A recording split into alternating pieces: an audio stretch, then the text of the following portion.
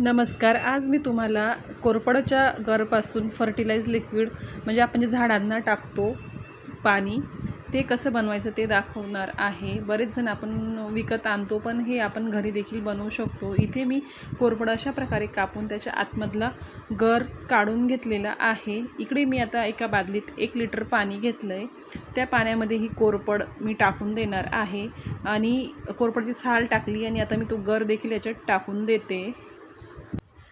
त्यातच मी आता इथे 1 चमचा हळद घेतली आहे, तीसुद्धा मी याच्यात टाकणार आहे.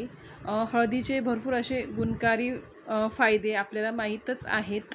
त्यामुळे इथे मेन काम हे हळदीचं आहे.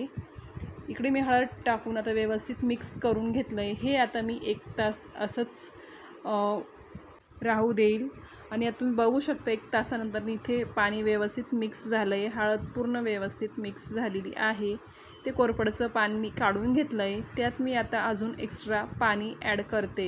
याच्यात मी परत 2 ते 3 लिटर पाणी ॲड केलेलं आहे. तुम्ही बघू शकता अशा प्रकारे हे आपलं लिक्विड तयार झालेलं आहे. हे आता आपण कुंडींमध्ये टाकू शकतो.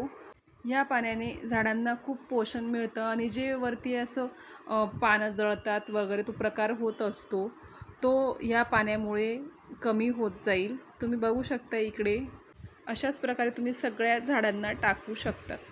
हे बजेट फ्रेंडली लिक्विड नक्कीच तयार करा आणि तुमच्या घरातील झाडांना नक्कीच हे लिक्विड टाकून बघा.